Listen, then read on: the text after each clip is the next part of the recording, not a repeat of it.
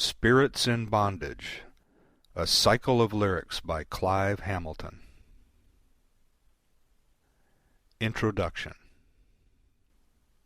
Published under the pseudonym Clive Hamilton, Spirits in Bondage was C.S. Lewis's first book. Released in 1919 by Heinemann, it was reprinted in 1984 by Harcourt Brace Jovanovich and included in Lewis's 1994 collected poems. It is the first of Lewis's major published works to enter the public domain in the United States. Readers should be aware that in other countries it may still be under copyright protection. Most of the poems appear to have been written between 1915 and 1918, a period during which Lewis was a student under W.T. Kirkpatrick, a military trainee at Oxford, and a soldier serving in the trenches of World War I. Their outlook varies from romantic expressions of love for the beauty and simplicity of nature to cynical statements about the presence of evil in this world. In a September 12, 1918 letter to his friend Arthur Greeves, Lewis said that his book was mainly strung around the idea that I mentioned to you before, that nature is wholly diabolical and malevolent, and that God, if he exists, is outside of and in opposition to the cosmic arrangements. In his cynical poems, Lewis is dealing with the same questions about evil in nature that Alfred Lord Tennyson explored from a position of troubled faith in Memoriam A.H. stanzas 54f. In a letter written perhaps to reassure his father, Lewis claimed, "You know who the God I blaspheme is, and that it is not the God that you or I worship, or any other Christian." Whatever Lewis believed at that time, the attitude in many of these poems is quite different from the attitude he expressed in his many Christian books from the 1930s on. Attempts in movies and on stage plays to portray Lewis as a sheltered professor who knew little about pain until the death of his wife late in life have to deal not only with the many tragedies he experienced from a boy on, but also with the disturbing issues he faced in many of these early poems. This book is presented in three parts. Part 1, The Prison House. Part 2, Hesitation. Part 3, The Escape. Prologue. As of old Phoenician men to the 10 Isles sailing, straight against the sunset and the edges of the earth, chaunted loud above the storm and the strange seas wailing, legends of their people and the land that gave them birth. Sang aloud to Baal Peor, sang unto the horned maiden, sang how they should come again with the brethren treasure laden, sang of all the pride and glory of their hardy enterprise, how they found the outer islands where the unknown stars arise. And the rowers down below, rowing hard as they could row, toiling at the stroke and feather through the wet and weary weather, even they forgot their burden in the measure of a song, and the merchants and the masters and the bondsmen all together, dreaming of the wondrous islands, brought the gallant ship along. So in mighty deeps alone, on the chainless breezes blown, in my coracle of verses I will sing of lands unknown. Flying from the scarlet city, where a lord that knows no pity mocks the broken people praying round his iron throne. Sing about the hidden country, fresh and full of quiet green, sailing over seas uncharted to a port that none has seen. Part 1, The Prison House. Poem 1, Satan Speaks. I am Nature, the mighty mother, I am the law, ye have none other. I am the flower and the dewdrop fresh, I am the lust in your itching flesh. I am the battle's filth and strain, I am the widow's empty pain. I am the sea to smother your breath, I am the bomb, the falling death. I am the fact and the crushing reason to thwart your fantasies' newborn treason. I am the spider making her net. I am the beast with jaws blood wet. I am a wolf that follows the sun, and I will catch him ere day be done. Poem 2. French Nocturne. Monchy le Preux. Long leagues on either hand the trenches spread, and all is still. Now even this gross line drinks in the frosty silences divine. The pale green moon is riding overhead. The jaws of a sacked village, stark and grim, out on the ridge have swallowed up the sun, and in one angry streak his blood has run to left and right along the horizon dim. There comes a buzzing plane, and now it seems flies straight into the moon, lo, where he steers, across the pallid globe, and surely nears in that white land some harbor of dear dreams. False mocking fancy, once I too could dream, who now can only see with vulgar eye that he's no nearer to the moon than I, and she's a stone that catches the sun's beam. What call have I to dream of anything? I am a wolf back to the world again, and speech of fellow brutes that once were men. Our throats can bark for slaughter, cannot sing. Poem 3. The Satyr. When the flowery hands of spring forth their woodland riches fling, through the meadows, through the valleys, goes the satyr carolling. From the mountain and the moor, forest green and ocean shore, all the fairy kin he rallies, making music evermore.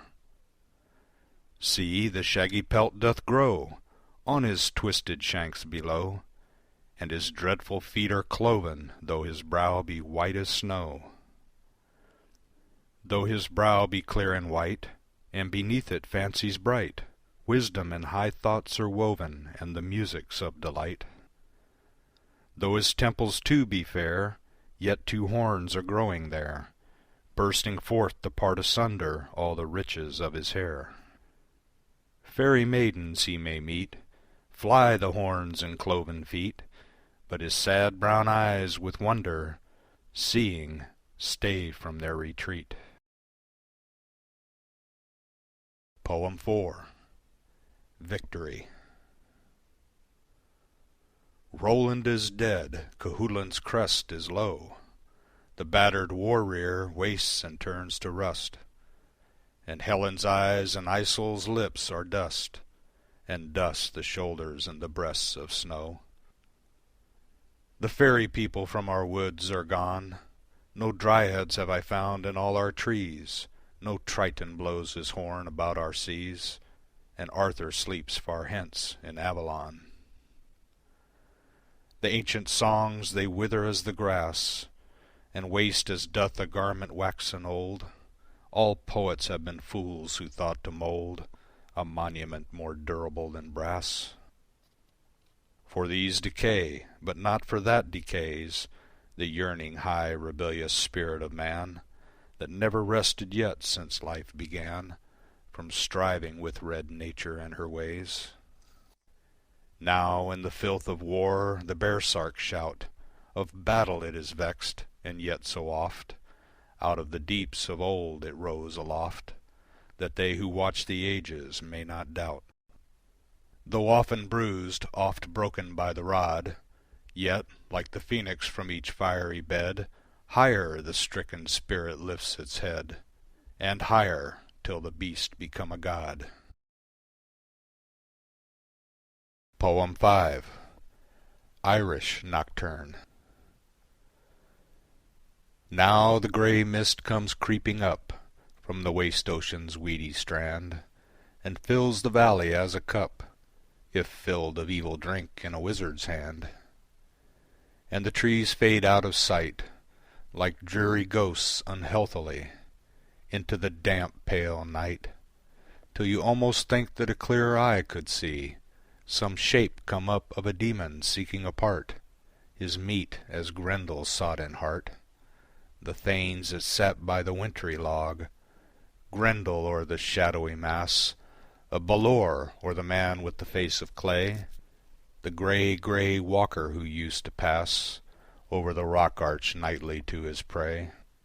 But here at the dumb slow stream where the willows hang, with never a wind to blow the mists apart, bitter and bitter it is for thee, O my heart, looking upon this land where poets sang, thus with the dreary shroud unwholesome over it spread, and knowing the fog and the cloud in her people's heart and head, even as it lies forever upon her coasts, making them dim and dreamy lest her sons should ever arise and remember all their boasts. For I know that the colourless skies and the blurred horizons breed lonely desire and many words and brooding and never a deed. Poem 6. Spooks. Last night I dreamed that I was come again unto the house where my beloved dwells, after long years of wandering and pain. And I stood out beneath the drenching rain, and all the street was bare and black with night, but in my true love's house was warmth and light. Yet I could not draw near nor enter in, and long I wondered if some secret sin or old unhappy anger held me fast, till suddenly it came into my head that I was killed long since and lying dead, only a homeless wraith that way had passed. So thus I found my true love's house again, and stood unseen amid the winter night, and the lamp burned within a rosy light, and the wet street was shining in the rain. Poem 7. Apology.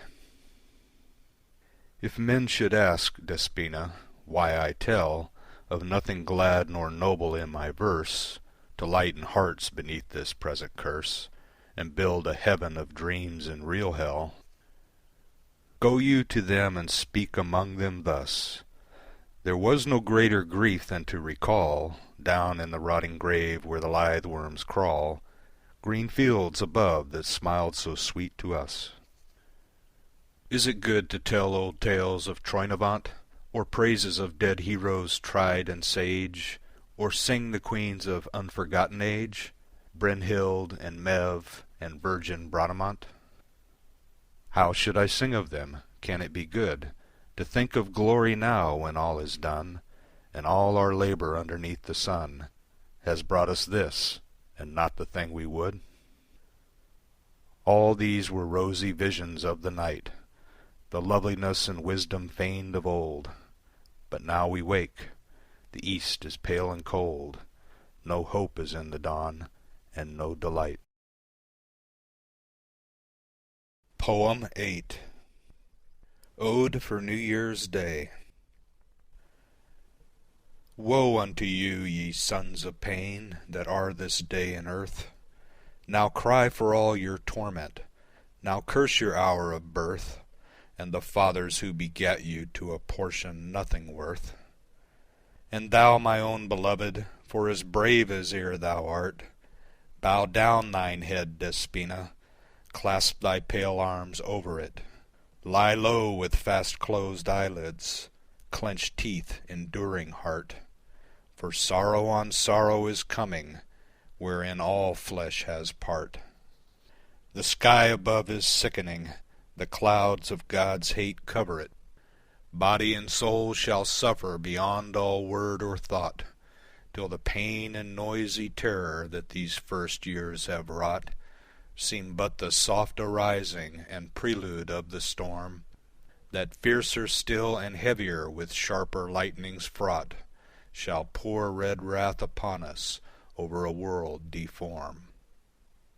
Thrice happy, O Despina, were the men who were alive, In the great age and the golden age, when still the cycle ran on upward curve and easily, for them both maid and man, and beast and tree and spirit in the green earth could thrive. But now one age is ending, and God calls home the stars, and looses the wheel of the ages, and sends it spinning back amid the death of nations, and points a downward track, and madness is come over us, and great and little wars. He has not left one valley, one isle of fresh and green, where old friends could foregather amid the howling wreck. It's vainly we are praying, we cannot check the power who slays and puts aside the beauty that has been. It's truth they tell Despina, none hears the heart's complaining, for nature will not pity, nor the red god lend an ear. Yet I too have been mad in the hour of bitter paining, and lifted up my voice to God, thinking that he could hear the curse wherewith I cursed him, because the good was dead. But lo, I am grown wiser, knowing that our own hearts have made a phantom called the good, while a few years have sped over a little planet. And what should the great Lord know of it, who tosses the dust of chaos and gives the suns their parts? Hither and thither he moves them, for an hour we see the show of it, only a little hour, and the life of the race is done. And here he builds a nebula, and there he slays a sun, and works his own fierce pleasure, all things he shall fulfill. And oh, my poor Despina, do you think he ever hears the wail of hearts he has broken, the sound of human ill? He cares not for our virtues, our little hopes and fears. And how could it all go on, love, if he knew of laughter and tears? Ah, sweet, if a man could cheat him, if you could flee away into some other country beyond the rosy west, to hide in the deep forests and be forever at rest from the rankling hate of God and the outworn world's decay. Poem 9. Night. After the fret and failure of this day, and weariness of thought, O Mother Night, come with soft kiss to soothe our care away, and all our little tumults set to right. Most pitiful of all death's kindred fair, riding above us through the curtained air, on thy dust car thou scatterest to the earth sweet dreams and drowsy charms of tender might, and lovers' dear delight before tomorrow's birth. Thus art thou wont thy quiet lands to leave, and pillared courts beyond the Milky Way, wherein thou tarriest all our solar day, while unsubstantial dreams before thee weave a foamy dance, and fluttering fancies play about thy palace and the silver ray of some far moony globe. But when the hour, the long expected, comes, the ivory gates open on noiseless hinge before thy bower, unbidden, and the jewelled chariot waits with magic steeds. Thou from the fronting rim, bending to urge them, whilst thy sea-dark hair falls in ambrosial ripples o'er each limb, with beautiful pale arms, untrammelled, bare, for horsemanship to those twin chargers fleet, dost give full rein across the fires that glow in the wide floor of heaven from off their feet, scattering the powdery stardust as they go. Come swiftly down the sky, O Lady Night, fall through the shadow country, O most kind, shake out thy strands of gentle dreams and light, for chains wherewith thou still art used to bind with tenderest love of careful leeches art the bruised and weary heart in slumber blind. Poem 10. To Sleep. I will find out a place for thee, O Sleep, a hidden wood among the hilltops green, full of soft streams and little winds that creep the murmuring boughs between. A hollow cup above the ocean placed, where nothing rough nor loud nor harsh shall be, but woodland light and shadow interlaced, and summer sky and sea. There in the fragrant twilight I will raise a secret altar of the rich sea's sod, whereat to offer sacrifice and praise unto my lonely God.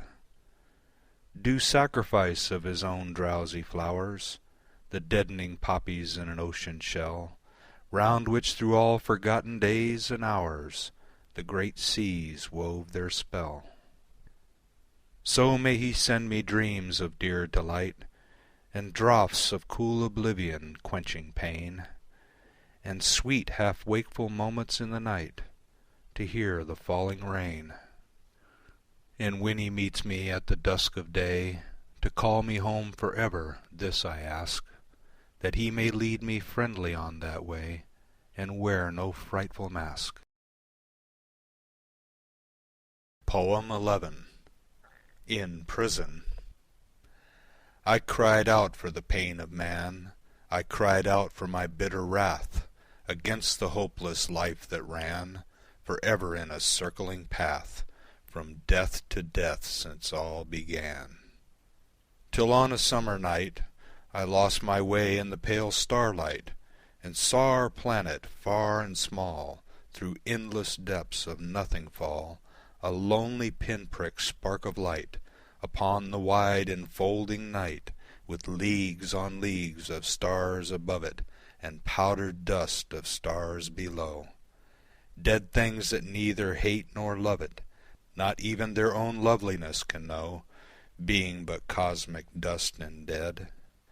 And if some tears be shed, some evil god have power, some crown of sorrow sit upon a little world for a little hour, who shall remember?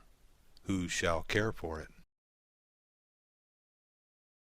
Poem 12. De Profundis.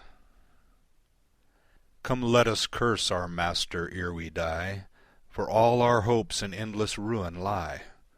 The good is dead, let us curse God Most High. 4,000 years of toil and hope and thought, wherein man labored upward and still wrought new worlds and better, thou hast made us not. We built us joyful cities strong and fair, knowledge we sought and gathered wisdom rare, and all this time you laughed upon our care. And suddenly the earth grew black with wrong, our hope was crushed and silenced was our song, the heaven grew loud with weeping, thou art strong. Come then and curse the Lord over the earth, gross darkness falls and evil was our birth, and our few happy days of little worth. Even if it be not all a dream and vain, the ancient hope that still will rise again, of a just God that cares for earthly pain. Yet far away beyond our laboring night, he wanders in the depths of endless light, singing alone his musics of delight. Only the far spent echo of his song our dungeons and deep cells can smite along, and thou art nearer, thou art very strong. O universal strength, I know it well, it is but froth of folly to rebel, for thou art Lord and hast the keys of hell. Yet I will not bow down to thee nor love thee, for looking in my own heart I can prove thee, and know this frail bruised being is above thee. Our love, our hope, our thirsting for the right, our mercy and long seeking of the light, shall we change these for thy relentless might? Laugh then and slay, shatter all things of worth, heap torment still on torment for thy mirth. Thou art not Lord while there are men on earth. Poem 13. Satan Speaks. I am the Lord your God, even he that made material things and all these signs arrayed above you, and have set beneath the race of mankind who forget their Father's face, and even while they drink my light of day, dream of some other gods and disobey my warnings and despise my holy laws, even though their sin shall slay them, for which cause dreams dreamed in vain, a never-filled desire, and in close flesh a spiritual fire, a thirst for good their kind shall not attain, a backward cleaving to the beast again, a loathing for the life that I have given, a haunted twisted soul forever riven between their will and mine. Such lot I give, white still in my despite the vermin live. They hate my world, then let that other god come from the outer spaces glory shod, and from this castle I have built on night steal forth my own thoughts' children into light, if such an one there be. But far away he walks the airy fields of endless day, and my rebellious sons have called him long, and vainly called. My order still is strong, and like to me, nor second none I know. Whither the mammoth went, this creature too shall go. Poem 14. The Witch. Trapped amid the woods with guile, they've led her bound in fetters vile, to death, a deadlier sorceress than any born for earth's distress, since first the winner of the fleece bore home the Chalcian witch to Greece. 7 months with snare and gin they've sought the maid o'erwise within the forest's labyrinthine shade. The lonely woodman, half afraid, far off her ragged form has seen, sauntering down the alleys green, or crouched in godless prayer alone at eve before a druid stone. But now the bitter chase is won, the quarry's caught, her magic's done. The bishops brought her strongest spell to naught with candle, book, and bell. With holy water splashed upon her, she goes to burning and dishonor, too deeply damned to feel her shame. For, though beneath her hair of flame her thoughtful head be lowly bowed, it droops for meditation proud, impenitent and pondering yet, things no memory can forget. Starry wonders she has seen, brooding in the wildwood green, with holiness. For who can say in what strange crew she loved to play, what demons or what gods of old deep mysteries unto her have told, at dead of night in worship bent, at ruined shrines magnificent, or how the quivering will she sent alone into the great alone, where all is loved and all is known, who now lifts up her maiden eyes and looks around with soft surprise upon the noisy crowded square, the city oafs that nod and stare, the bishop's court that gathers there, the faggots and the blackened stake, where sinners die for justice' sake. Now she is set upon the pile, the mob grows still a little while, till lo, before the eager folk, up curls a thin blue line of smoke. Alas, the full-fed burghers cry, that evil loveliness must die. Poem 15. Dungeon Grates. So piteously the lonely soul of man shudders before this universal plan, so grievous is the burden and the pain, so heavy weighs the long material chain, from cause to cause, too merciless for hate, the nightmare march of unrelenting fate. I think that he must die thereof, unless ever and again across the dreariness there came a sudden glimpse of spirit faces, a fragrant breath to tell of flowery places, and wider oceans breaking on the shore, from which the hearts of men are always sore. It lies beyond endeavor, neither prayer nor fasting nor much wisdom winneth there, seeing how many prophets and wise men have sought for it and still returned again, with hope undone. but only the strange power of unsought beauty in some casual hour can build a bridge of light or sound or form to lead you out of all this strife and storm.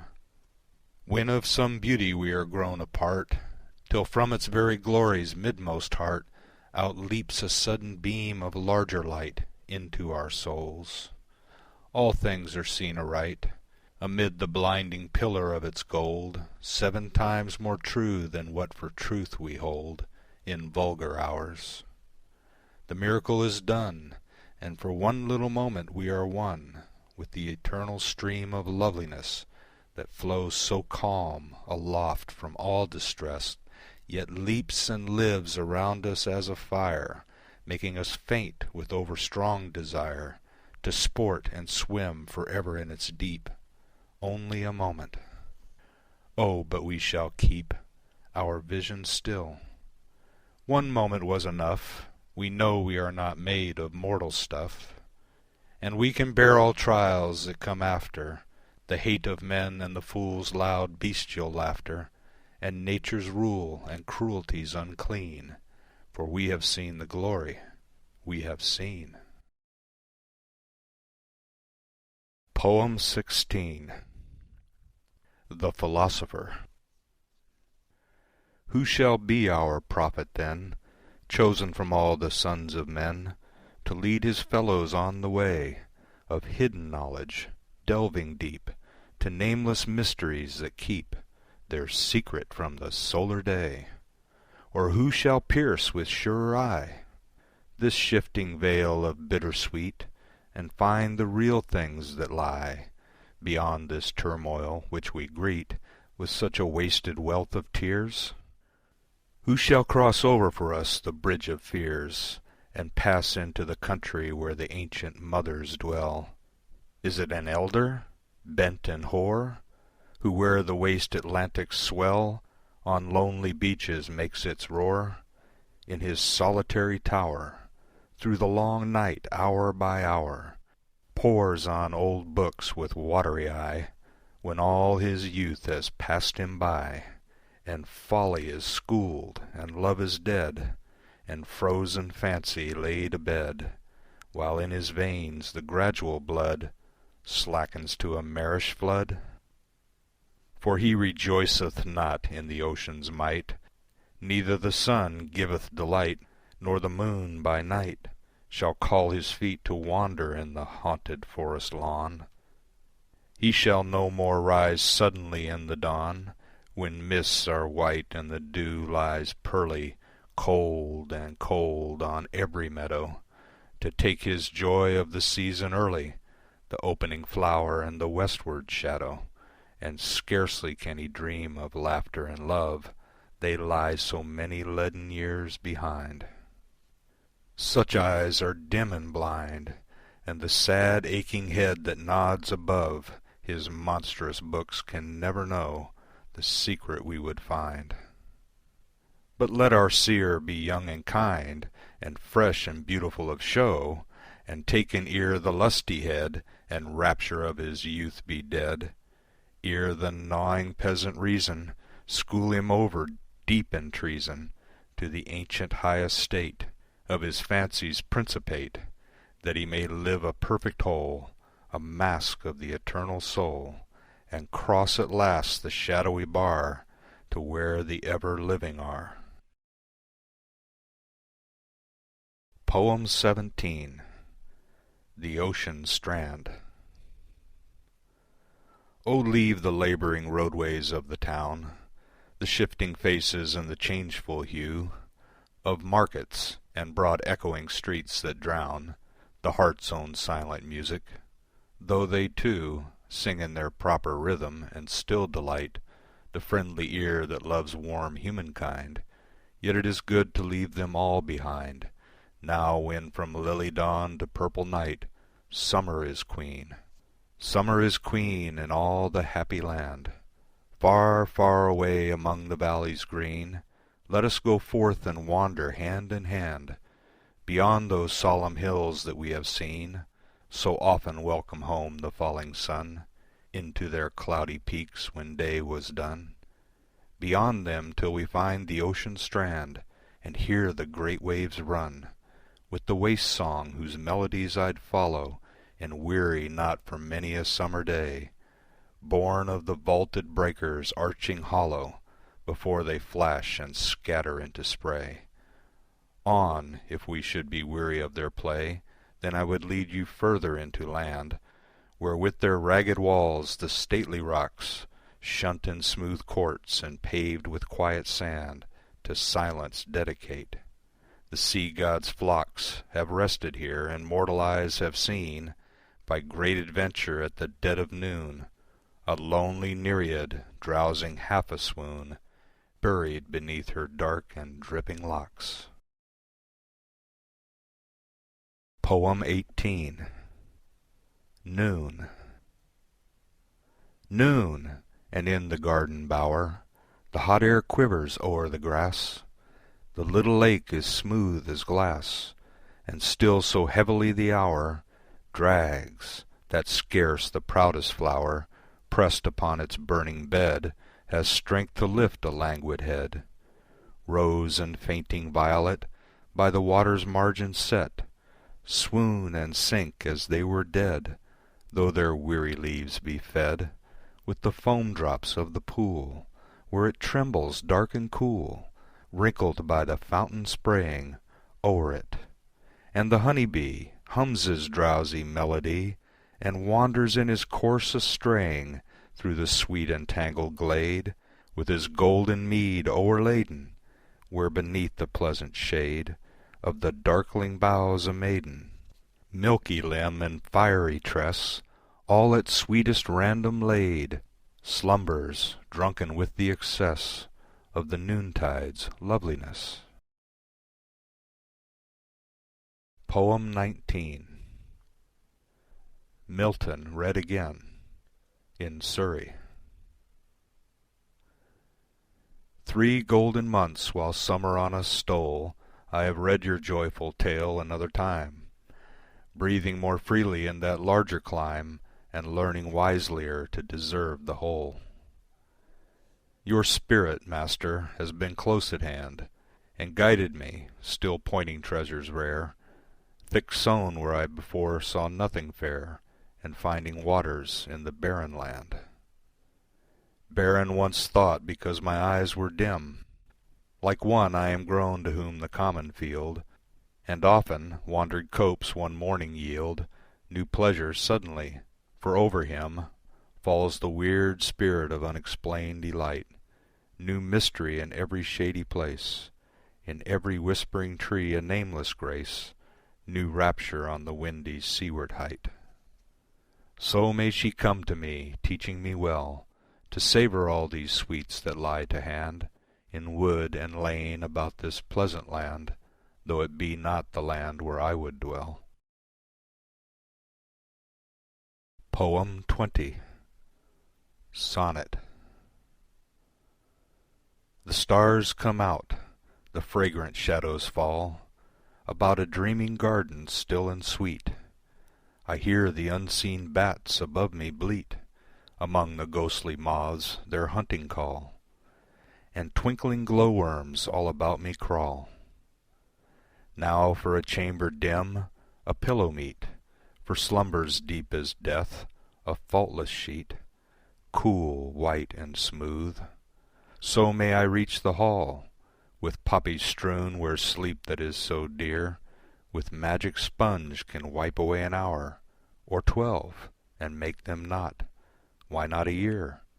Why could a man not loiter in that bower until 1,000 painless cycles wore, and then, what if it held him evermore?